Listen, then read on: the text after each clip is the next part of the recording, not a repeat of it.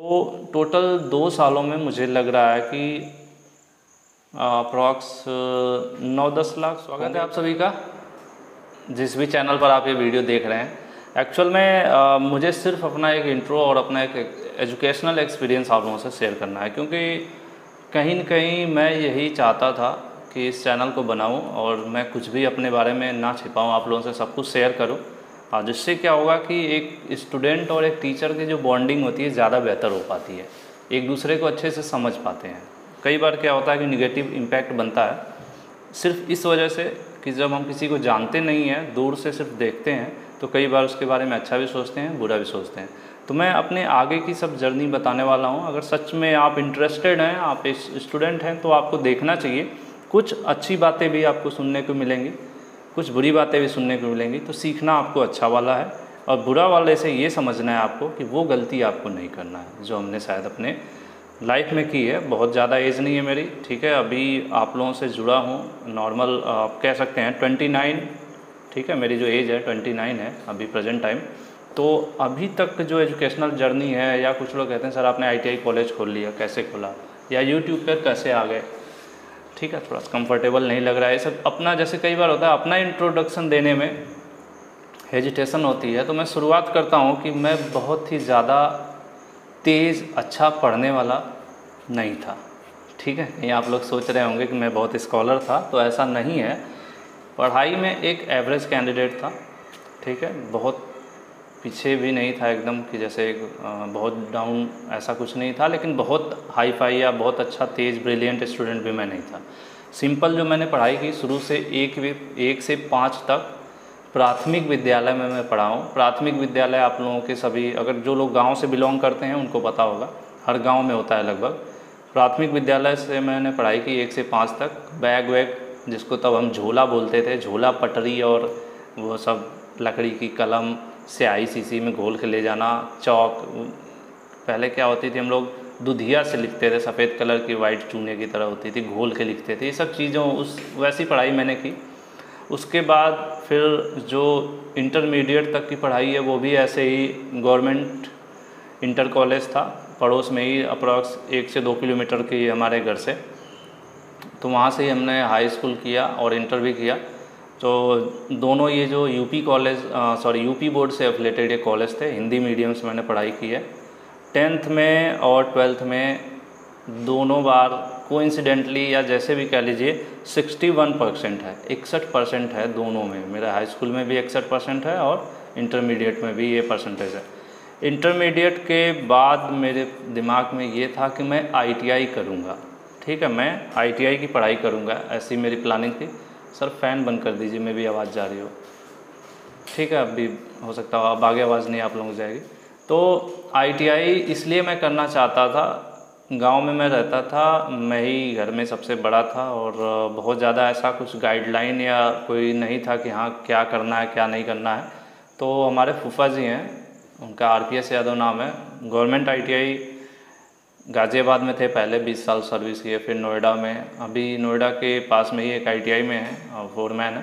तो वो ITI में टीचर थे उस समय, गवर्नमेंट ITI में टीचर थे, तो अक्सर ITI का नाम लेते रहते थे, तो मैं ITI को सुनता था और वहाँ पे टेक्निकल मशीनें, मोटर वर्कशॉप, इन सब चीज़ों की बात होती थी। मैं छोटा था, एक बार घूमने भी गया था वहाँ पे जब मैं 9th में था, तो उस सब चीज़ों को देख के लगा था कि अब मैं भी ITI करूँगा, मेरे दिमाग में ये सेट था। तो उसके बाद फिर मैं 12th जब एग्ज़ाम वगैरह देख लिया, तो फिर फूफा जी से मैंने पूछा, भाई आपको किसी एक को तो बनाना पड़ता है ना अपना आइडियल टाइप का, जिससे आप सब कुछ पूछो या राय लो। तो मैं उन्हीं से ही करता था, तो मैंने उनसे पूछा कि क्या करूं, तो उन्होंने कहा कि BTech का फॉर्म भर दो और ITI का इंट्रेंस एग्ज़ाम होता था तब उत्तर प्रदेश में। ITI एडमिशन के लिए इंट्रेंस एग्ज़ाम होता था और मेरिट बेसिस पर तब नहीं होता था।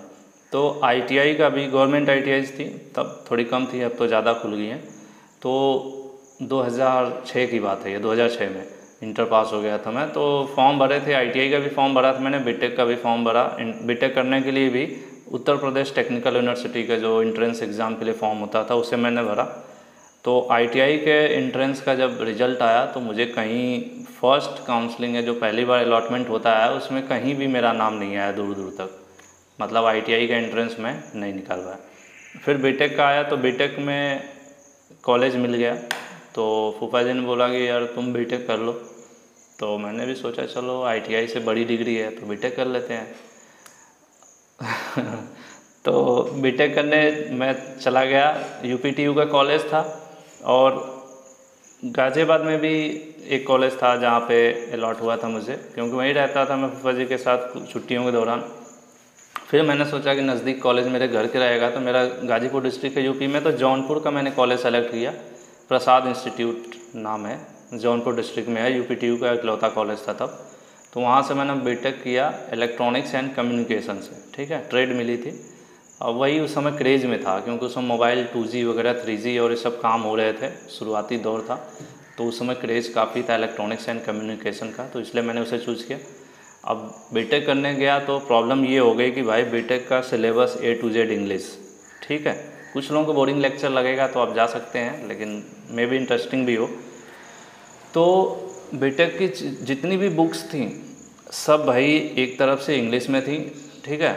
और मैं यूपी बोर्ड से पढ़ा, ठीक है। यूपी बोर्ड में हम लोग सब कुछ हिंदी में पढ़े। हम लोग पढ़ते हैं जोड़, घटाना, गुणा, भाग, और वहाँ पे मल्टीप्लिकेशन, सब्सट्रैक्शंस, डिविजन्स, ये सब चीज़ें आने लगी। उसके अलावा हम लोग फिजिक्स पढ़े हैं। फिजिक्स को हम लोग भौतिक विज्ञान पढ़ते थे, रासायनिक विज्ञान पढ़ते थे और हिंदी में पढ़ते थे। अब वहाँ पर फिजिक्स या केमिस्ट्री के जो कॉन्सेप्ट थे वो सब इंग्लिश में थे, पूरी बुक इंग्लिश थी, हिंदी का कोई सोल्यूशन ही नहीं था। सेमेस्टर वाइज पेपर्स होते थे। पहला सेमेस्टर था उसमें 5 सब्जेक्ट थे तब, अब तो बढ़ गए हैं। लगभग 4 सालों में 8 सेमेस्टर होते थे। एक सेमेस्टर में 5 सब्जेक्ट होते थे, टोटल 40 सब्जेक्ट होते थे बीटेक को जो आपको पास करना होता था। तो शुरुआत के 5 सब्जेक्ट थे। पहले सेमेस्टर में मैं अपना रेगुलर कॉलेज जाता था, टाई वाई लगा के, बड़ा मज़ा आता था क्योंकि कॉलेज बाहर निकला था, गांव छोड़ के पहली बार हॉस्टल में रहता था। एक अलग ही माहौल था, मतलब कह लीजिए हवा में उड़ रहे थे। फर्स्ट ईयर में थे, लगता था कि पास होते ही करोड़ों की नौकरी, लाखों सैलरी, ये सब चीज़ें एक सपने थे। और हम लोग अपना पढ़ने भी जाते थे, क्लास के सब कुछ हुआ। पता चला फर्स्ट सेमेस्टर का जब एग्ज़ाम हुआ तो 5 सब्जेक्ट में से 3 सब्जेक्ट में फ़ेल हो गया, ठीक है। 5 सब्जेक्ट में से 3 सब्जेक्ट में फ़ेल हो गया। अब वहाँ पे हो गई हालत टाइट। अब आपको कम से कम सेकेंड ईयर में जाना है तो फर्स्ट ईयर में टोटल 10 सब्जेक्ट होते थे दोनों सेमेस्टर मिला के, तो कम से कम 6 सब्जेक्ट आपको पास करना होता था, तब आप जो है सेकेंड ईयर में चले जाते थे। और ये जो बचे हुए सब्जेक्ट हैं उनको आप बैक पेपर के रूप में देते रहते। तो मेरे दिमाग में आया कि यार जब मैं पहले सेमेस्टर में सिर्फ 2 ही सब्जेक्ट क्लियर कर पाया तो सेकंड सेमेस्टर में 2 और कर पाऊँगा तो 4 ही हुआ, 6 तो हो नहीं पाएगा। और 5 में से 3 में फ़ेल हो गया।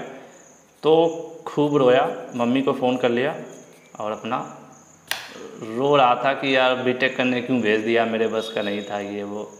फिर मतलब दूसरों को मैं दोष देना शुरू किया, अपनी कमी को, मतलब क्योंकि अपने लिए टोटल इंग्लिश अचानक से हो जाना सबसे बड़ा मेरे लिए यही मतलब निगेटिव पॉइंट था। और यूपी बोर्ड के बच्चों के लिए जनरली यही निगेटिव पॉइंट होता है। तो फिर फूफा जी ने काफ़ी मोटिवेट किया। उन्होंने बुला लिया अपने यहाँ, कहा कि आ जाओ तुम कॉलेज छोड़ दो कुछ दिन, तुम यहाँ आ जाओ। तो मैं कॉलेज छोड़ दिया, वहाँ चला गया। उन्होंने कहा छोड़ो, नहीं करना है कोई बात नहीं, तुम यहाँ आ जाओ।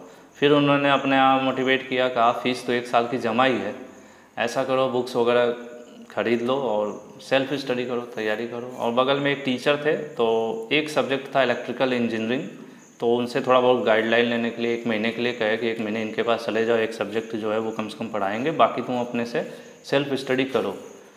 तो वहाँ पे एक पता नहीं कहाँ से एक अंदर वो भी आ गया था, डर आ गया था कि अगर मैं ये सब छोड़ छाड़ के वापस गांव जाऊंगा तो लोग क्या कहेंगे। लोग कहेंगे कि यार फेल हो गया, मतलब एक जो डर होता है ना, शर्मिंदगी वाला, वो चीज़ था। फिर मैंने सेल्फ स्टडी शुरू की, पढ़ना शुरू किया। सेकंड सेमेस्टर का एग्ज़ाम हुआ, ठीक है। सेकंड सेमेस्टर का जब एग्ज़ाम हुआ तो सेकंड सेमेस्टर के 5 सब्जेक्ट प्लस ये जो 3 सब्जेक्ट मेरे इधर बैक लग गए थे, 5-3 टोटल 8 सब्जेक्ट का मैंने पेपर दिया। और 8 में से फिर मैं 7 सब्जेक्ट में पास हो गया, सिर्फ एक बैक पेपर बचा, ठीक है। तब जो है फिर मेरा जो मोटिवेशन है वो काफ़ी हाई हो गया। फिर सेल्फ स्टडी कैसे होती है ये समझ में आ गया, अपने पे डिपेंड हो गया। और फिर जो है कह लेते हैं ग्राफ धीरे धीरे बढ़ना शुरू हो गया, ठीक है। अब बढ़ता ही गया और लास्ट टाइम फाइनल ईयर में ऐसा हुआ जब 7th सेमेस्टर में जो टॉपर्स की लिस्ट थी वहाँ तक भी मैं पहुँचा, जो अच्छे खासे परसेंटेज थे। कि होता है ना कि 2-4-5 लोगों के ही आते हैं क्लास में, तो उस लिस्ट तक मेरा नाम पहुंचा। और तब तक ये कहते हैं कि बीटेक के दौरान पढ़ना सीख लिया। और इसीलिए लोग कहते हैं कि जो इंजीनियर कुछ भी कर सकता है, वो चाय बेच सकता है, सब्जी बेच सकता है और हर जगह अच्छा कर सकता है। क्यों? क्योंकि इतनी मेहनत होती है ना, आपको कोई उसमें हेल्प नहीं होती है, कहीं कुछ नकल वकल नहीं हो पाती है। अच्छे कॉलेज से हैं तो, अगर आप ऐसे कहीं डिग्री खरीदने वाले से हों तो अलग बात है। तो अगर आप किसी चीज़ को खुद मेहनत करते हैं, अगर आप ITI अपने मन से ही पूरा जी जान से करते हैं ना, अपने दम पर पास होते हैं, नॉलेज के बेसिस पे पास होते हैं, सेल्फ कॉन्फिडेंस, सेल्फ एजुकेशन अपने आप से पास होते हैं, तो आप लाइफ में ज़रूर कुछ न कुछ कर जाएंगे। खैर वहाँ पे अच्छा दौर शुरू नहीं हो गया कि तुरंत पास होते ही कुछ हो गया। वो हालांकि डिग्री मिल गई, बड़ी सी लिखा हुआ कि उत्तर प्रदेश की फलाने डिग्री इनको दी जाती है, उसको लेके बड़ा मज़ा आया। फिर दौर शुरू हुआ बुरा वाला, नौकरी की तलाश। हालांकि मेरे अंदर फिर उसके बाद बीटेक करते करते दिमाग में ये आ गया कि गवर्नमेंट जॉब के लिए ट्राई करूँगा। और सिर्फ मैं एक एग्ज़ाम दिया लाइफ में गवर्नमेंट जॉब के लिए, और वो था बैंक के लिए। ठीक है, बैंक में एग्ज़ाम आपका उस समय वैकेंसी आती थी, आपका ये था IT ऑफिसर का था। ठीक है, IT ऑफिसर के बैंक में एग्ज़ाम होते थे, बीटेक वाले उसमें अप्लाई कर सकते थे।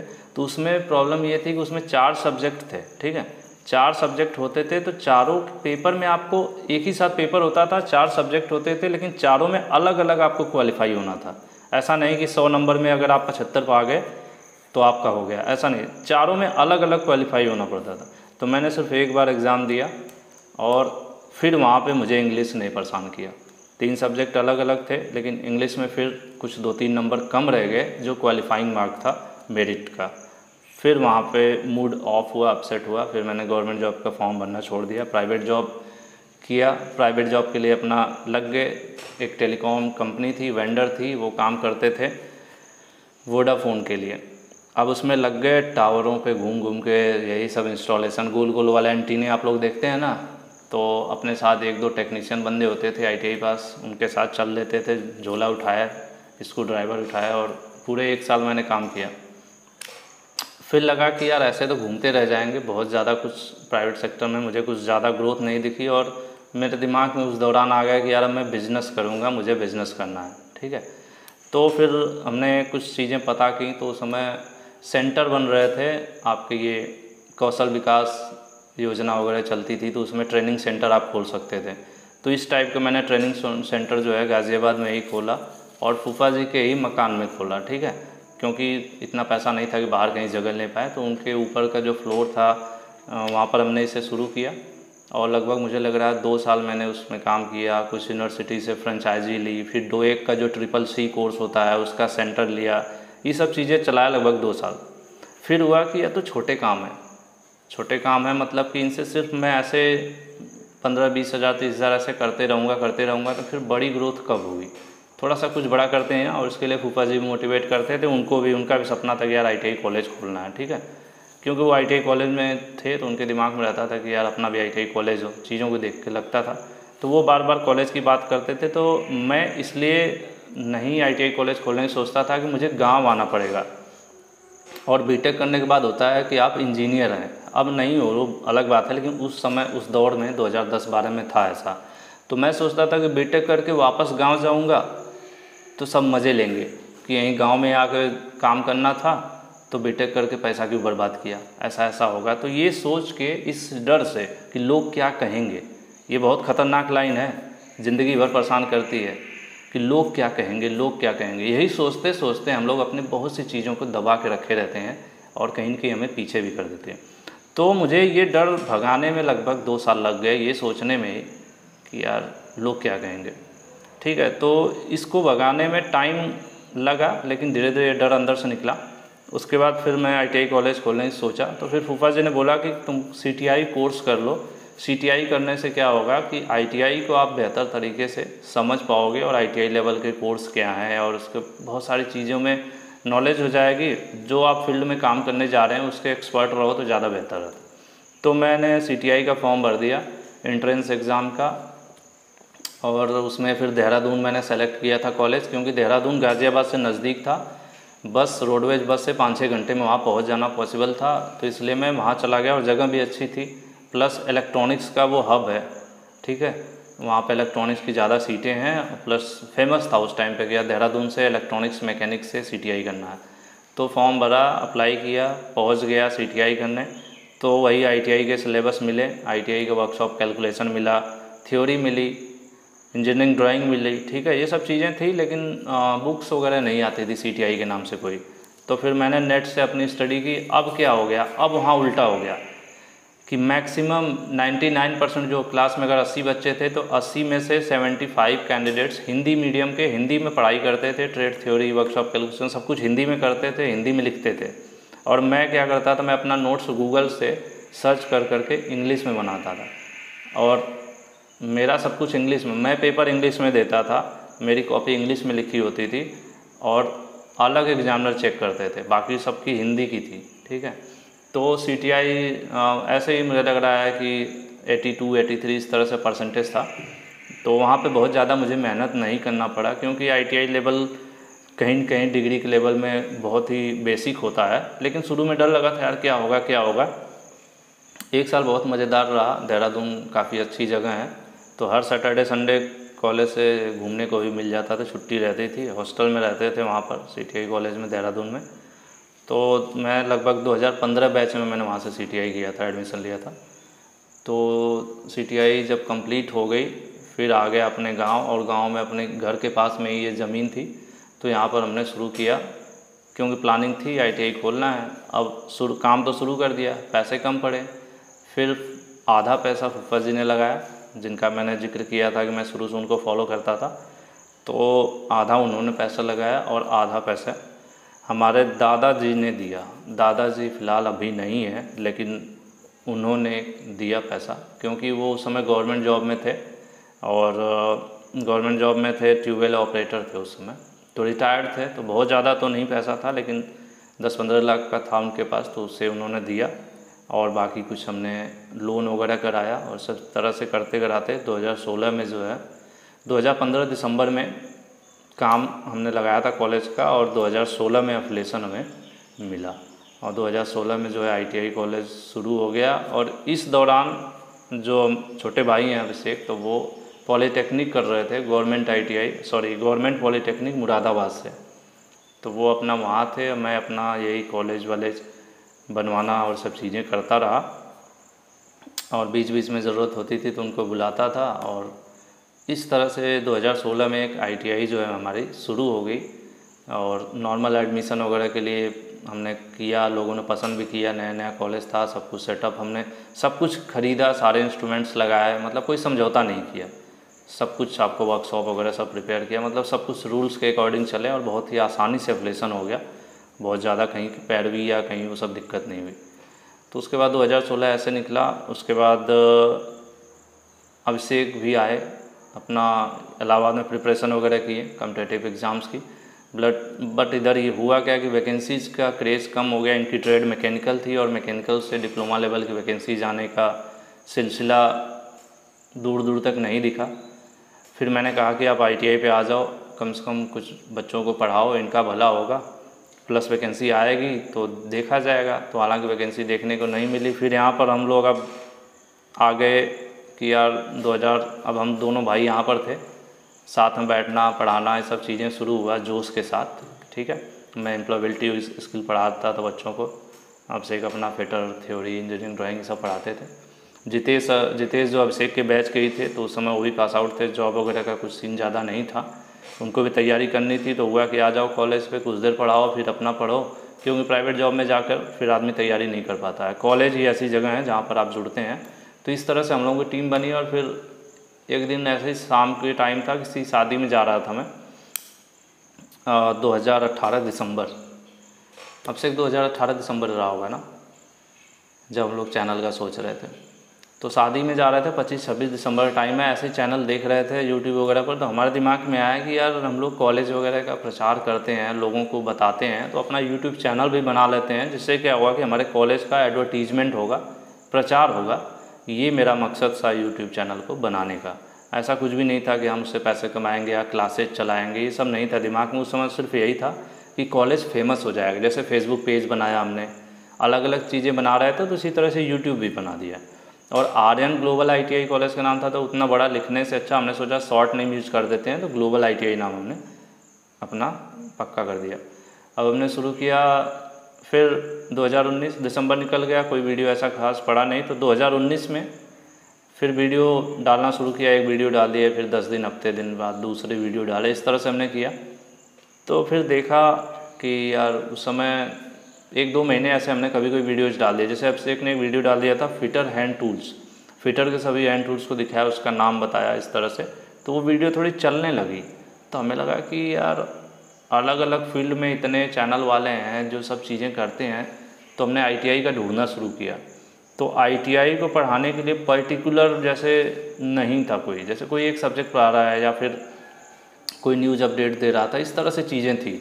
तो हमने कहा कि यार इसमें करते हैं, थोड़ा सा और पॉपुलैरिटी मिलेगी। तो फिर हमने और वीडियोज उसमें ऐड करना शुरू किया। फिर ड्राइंग का हमने शुरू किया कि यार ड्राइंग ऐसा सब्जेक्ट है कि ड्राइंग में थोड़ा टिपिकल होता है चीज़ों को सीखना, तो हमने कहा ड्राइंग को आसान बनाते हैं। तो ड्राइंग का आप देखोगे वीडियो तो पढ़ा होगा वहाँ पे, तो ड्राइंग हमने पढ़ाया अभिषेक सर ने ठीक है। तो ड्राइंग की प्लानिंग बहुत ही सक्सेसफुल रहे, ड्राइंग लोगों ने बहुत ज़्यादा पसंद किया। और यही सोचते सोचते करते करते एग्ज़ाम्स नज़दीक आ गए और टाइम टेबल वगैरह आया था, उसका हमने वीडियो बनाया और वीडियो ज़्यादा चल गया, लोग ज़्यादा जुड़ गए। तब लगा कि यार इस फील्ड में भी हम लोग काम कर सकते हैं। और मुझे लग रहा है कि शुरुआती दौर में तो कुछ खास पैसे नहीं आते थे, लेकिन जुलाई वगैरह में पैसे आने अप्रॉक्स जुलाई 2019 में एडसेंस वगैरह का अप्रूवल पैसे आने भी लगभग शुरू हो गए थे। तो लगा कि हम लोगों के दिमाग में था कि चलो 8-10 हज़ार महीने का अगर इससे आ जाया करेगा तो इसके ऊपर चलाने में जो खर्च आएगा, थोड़ा बहुत इधर उधर परेशानी होती है चीज़ों को, तो वो मैनेज हो जाया करेगा। और इसी बिहाफ पर चलाते रहे। हमने कभी ये सोच के नहीं चलाया कि नहीं इससे हम ज़्यादा पैसे कमाएंगे या ज़्यादा कुछ करेंगे। हाँ, उसमें कोर्स वगैरह बढ़ाने की कोशिश करते रहे, कभी थ्योरी पढ़ाया, कभी कुछ पढ़ाया, इस तरह से चीज़ों को पढ़ाते गए और लोग भरोसा करते गए, जुड़ते गए। और जब हमने जैसे गेस किए, क्वेश्चंस जो बताएं लगभग एग्ज़ाम्स में वो सब चीज़ें मैच होती गई, तो आप लोगों का भरोसा ज़्यादा बढ़ा और आप लोगों की संख्या बढ़ी और हम लोगों का मनोबल बढ़ा और हम लोगों का जो मोटिवेशन है वो भी बढ़ा। और इसी के साथ जो है चैनल पर हम लोग काम करते रहे। और नो डाउट आप लोगों से मैं एक्सेप्ट करूँगा कि चैनल से हमने पैसे भी कमाए, अर्निंग हुई हमारी, ज़्यादा व्यूज़ और वगैरह चला तो फिर अर्निंग भी हुई। और मैं एग्जैक्ट तो नहीं बता सकता, कुछ मुझे देखना पड़ेगा क्योंकि मैंने रैंडम सी प्लानिंग की है। लेकिन 2019 जुलाई से आप मानो, अगर जून या जुलाई रहा होगा 2019 और 2021 है नहीं ये 21, तो अब तक के जून तक अगर आप उस जून से इस जून का जोड़ते हैं तो टोटल 2 साल होता है। तो टोटल 2 सालों में मुझे लग रहा है कि अप्रॉक्स 9-10 लाख होंगे अब से 2 सालों में, अप्रॉक्स 9 से 10 लाख के अप्रॉक्स में हमने ग्लोबल ITI से जो है इस चैनल से, लगभग इस चैनल से नहीं, शायद ग्लोबल ITI जो मेन चैनल है उससे हमने इतना अर्निंग की। अब उसमें इन्वेस्टमेंट भी था कि जो चीज़ें, जैसे हमने बीच में प्रोजेक्टर ख़रीदा, ठीक है, प्रोजेक्टर ख़रीदा, या फिर जिन सैलरी वगैरह टीचर्स को देना या और भी खर्च होते थे, तो वो सब चीज़ें उससे हुई। उसके अलावा जो ये पैसे आया, तो इन पैसे से हम लोगों ने अपने घर की चीज़ें जो है उसमें पैसे लगाए, घर बनवाया, नया घर आप लोगों ने देखा होगा, कभी कभी हमने बताया भी है, वीडियोज़ में दिखता भी है। कुछ लोग पुराने होंगे तो पता होगा कि हमारा जो पुराना घर है वो अलग था।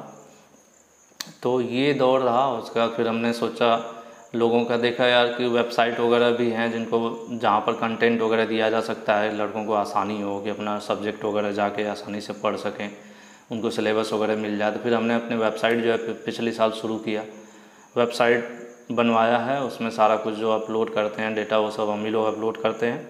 तो इस तरह से ITI में सब कुछ करने की कोशिश करते रहें। और अभी प्रेजेंट टाइम पर आप लोग देख रहे होंगे कि ग्लोबल ITI का ऐप भी हमने बनवा दिया है कि ITI से, अब इसीलिए हम बोलते हैं कि ITI से जुड़ी हर छोटी से बड़ी अपडेट और एजुकेशनल कंटेंट, सरकारी नौकरी, सारी चीज़ों के लिए हम लोग अपने चैनल पर इसलिए बुलाते हैं क्योंकि हम लोग ओवरऑल सभी फील्ड में काम कर रहे हैं। और जिस हिसाब से आप लोगों का रिस्पांस है, आगे भी करते रहेंगे। और मुझे लगता है कि ये जो दौर है वो मैंने आपको अपना सब कुछ डिटेल बता दिया है कि बहुत ज़्यादा मेरा वैसा कुछ नहीं रहा है। लेकिन ये है कि डीमोटिवेट आपको कभी नहीं होना है। मैं शायद उस समय छोड़ देता बीटेक जब मैं फ़ेल हो गया था 3 सब्जेक्ट में, ठीक है, या फिर मैं उस समय ITI कॉलेज खोलने का विचार अपने दिमाग से निकाल लेता जब मैं ये सोचता था कि यार मैं शहर में आ गया हूँ और वापस जाऊँगा तो गांव में लोग क्या कहेंगे, ठीक है। तो ये सब चीज़ें जो हम शर्माते हैं, समाज से डरते हैं कि लोग क्या कहेंगे, इन सब चीज़ों को छोड़ते हुए अपने आप अपने अंदर की कैपेबिलिटी देखनी है। या तो मैं गवर्नमेंट जॉब की तैयारी में लगा रह जाता, तो मैं नहीं लगा, क्योंकि मैंने अपनी कैलकुलेशन की, सेल्फ एनालिसिस किया, ठीक है, कि मैं क्या कर सकता हूँ। मुझे लगा कि नहीं यार बहुत ज़्यादा मैं गवर्नमेंट जॉब में इतने कंपटीशन फाइट नहीं कर सकता, तो मैं उधर नहीं गया। तो इसीलिए आप लोग भी लाइफ में जो करना चाहते हैं, आप अपने आप को शीशे के सामने खड़ा कीजिए, ईमानदारी के साथ देख लीजिए कि कितनी आपकी क्षमता है। मैं डीमोटिवेट नहीं कर रहा हूँ, ठीक है, लेकिन आपको अपनी क्षमता देखना है, अपना इंटरेस्ट देखना है और किधर आप बेहतर दे सकते हैं या बेहतर कर सकते हैं, उस हिसाब से अपनी लाइफ का जो है सिलेक्शन करना है। और बात करें ITI कॉलेज से हमने क्या पैसे कमाए, तो ITI कॉलेज से जो पैसे कमाए उसके जो हमने लोन लिए थे कॉलेज के, वो हमने सेटल कर दिया। उसके अलावा जो पैसे आते हैं, जो स्टाफ खर्च, इलेक्ट्रिसिटी बिल वगैरह, ये सब खर्च होने के बाद जो पैसे बचते हैं उसे हम कॉलेज में ही लगा देते हैं। कभी इधर कंस्ट्रक्शन करवा दिया, कभी ऊपर बिल्डिंग बना दिया। तो इससे कह लो पर्सनल लेवल पर हमने कुछ खास खर्च नहीं किया। हाँ, कार ख़रीदना था तो हमने इस ITI कॉलेज से जो अर्निंग थी उसमें से 1 लाख रुपए लिया था डाउन पेमेंट के लिए, प्लस अपनी जो सेविंग थी वो हमने यूज किया था। उसके अलावा कॉलेज की जो अर्निंग है कॉलेज पे ही हम लोग इन्वेस्ट करते हैं, उसको यूज नहीं करते हैं। और अभी जो है आपके सामने है।